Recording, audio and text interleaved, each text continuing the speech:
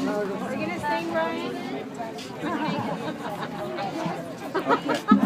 So the book needs to be signed by anybody who hasn't signed the book. Hello, how are you? Thank you so much for coming. We appreciate that. Indiana's father, Brian, is going to speak now. Just one moment, please. Thank you. Holy mackerel. What was she to introduce the pens?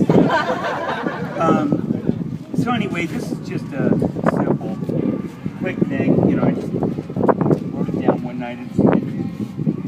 I named it Bender's Loves. We used to call Indy Benders. That was his nickname between me and Brigitte and Indiana.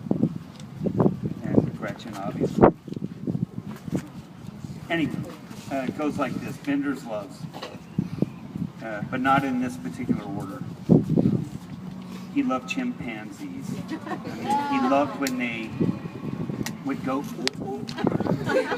and all that, you know, he just loved that. He got a kick out of chimpanzees. He loved Cartman. You guys got awful Cartman from South Park. I know a lot of you know who that is. He loved Stouffer's mac and cheese, his mom, his sister, and his dad. He loved Blink-182. That was his band. That was his boys.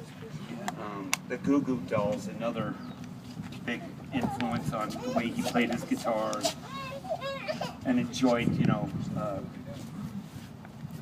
immensely. He loved Red Bull against my, yes, thank you, against my, you know, dad. He would leave me, this isn't on here, he would leave me a note in the mornings when he had to go to school. He went twice a week to CSN. He'd leave a note, Papa Bear, and I knew, as soon as I saw the Papa Bear, I knew he's buttering me up to make a run to go get a freaking Red Bull thing. He used to drive me nuts, and I'd do anything today to go get him another one, you know.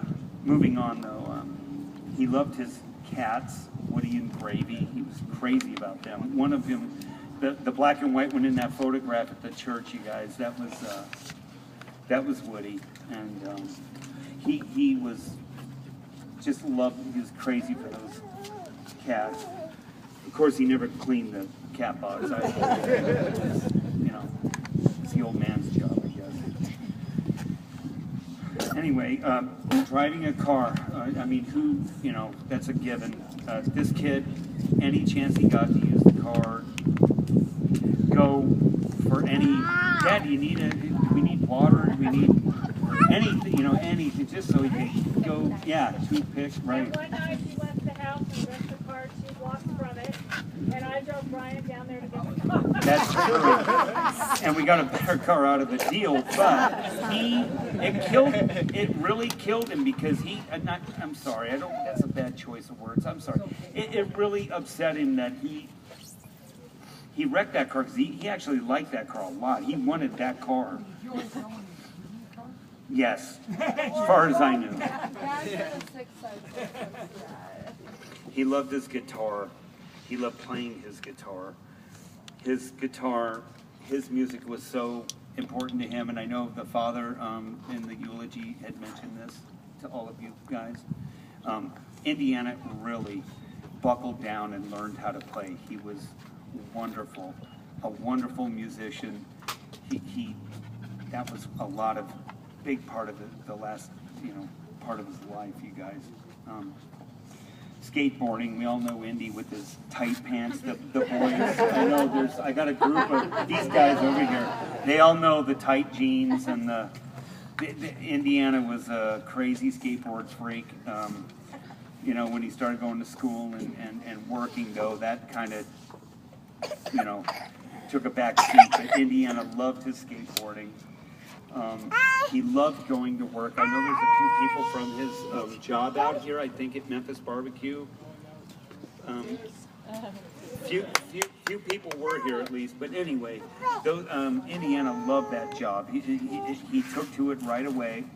I'll never forget the day he started. Brigitte and I took Brigitte out to Red Rock, And on the way home, we thought, Indy worked the drive-through section there.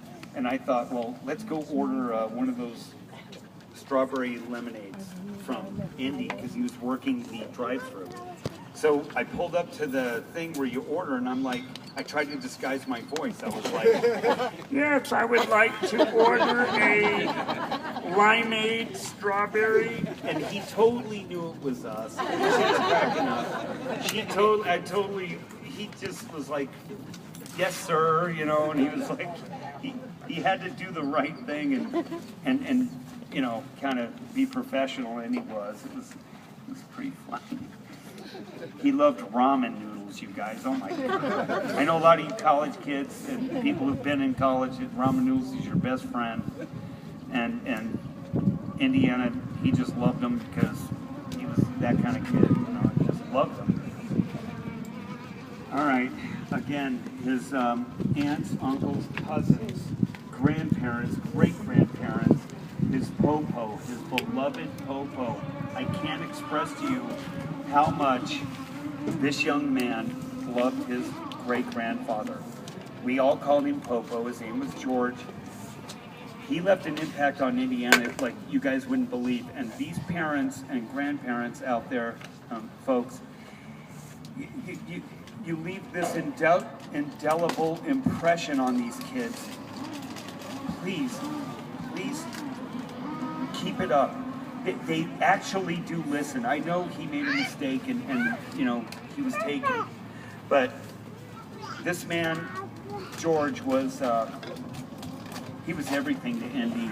He literally was everything to him. And we lost him in September, and it really hurt Indiana's deep down.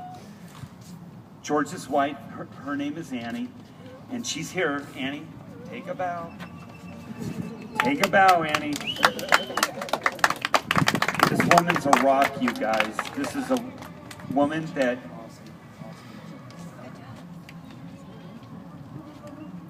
I have to say is an integral part of our lives. She is so loving and caring and checks on us, maybe a little too much, but we love her. And yeah, not like we don't check on her. I mean, I'm telling you, it goes both ways, but she has been such an integral part of our lives over the years, and especially through this troubling time, that I wouldn't even know how to begin to thank this woman. And thank you, Annie. I love you so much. We all do.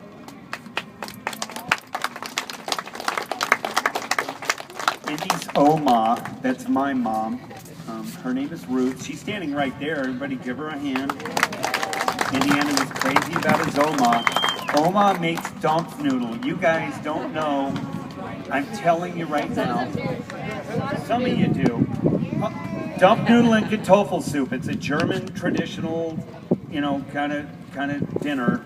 It's a steamed dumpling with potato soup, but it is so delicious. Indy was such a picky eater, you guys. You don't know how this young man would look forward to if Oma made her dump noodle and Kartoffel soup. So, Mom, thank you. And Brigitte had to learn it, by the way, and it's hard to pull up. Brigitte does make it well. She had to learn it because Indy wanted it all the time. And Oma, it's a workout. I've seen Brigitte knead that dough. It is brutal, man. And I always look for something else to do around the house when she's baking because I'm not helping. You guys, I'm not going to keep it too much longer, but I do want to go through this a little bit. Indy loved buying his clothes. You guys don't even know. I know the father said about him starching his pants. He literally was a freak to have the beautiful... Dan, peanut gallery. Give me a, just hold on, man. It's hard enough. His clothes was, I mean, I'm going to have to find some kids out there that need clothes because he's got all this brand new stuff. This is a kid, you know, I'm used to, you know, I came from, you know, not a well-off family. I owned a pair of pants, you know, a pair of shoes, a couple shirts. And I, you know, I was raised that way, and it's just, you know, fortunate Indy was able to, you know, he bought this stuff on his own. I mean, of course, you know, he'd bug us when he didn't have the bread, but he literally was a clothes horse. I don't know if you guys know what that means. It's somebody who is essentially somebody who just loves buying clothes and fashionable. He was a fan of Dickies. You guys know what Dickies are? Dickies and Levi. This kid was a freak for that stuff. This is, my brother Danny wanted me to mention this watch. This is actually Indy's last purchase, and Indy bought this watch a little bit before he passed away, and it's mine now, and I'll always wear it. Okay, so let's fly through this a little bit. His shoes, that's another one. He made Imelda Marcos look ridiculous. He was, for a dude owning that many pairs of shoes, it's wrong. It's just wrong. Like 2 pairs of shoes, and Indy owned like 16 pairs of shoes. Yeah, it was bad. It was so ridiculous. It was switched around between the two of us because I've always been the more minimalistic one. He was always really like elaborate with clothing. Yeah. So he loved Amazon.com. I mean, I know every person in this audience does, but Indy really got into it, especially when he started making those paychecks. You know, he'd get on there with his debit card and go to town. Before he would have to use my debit card.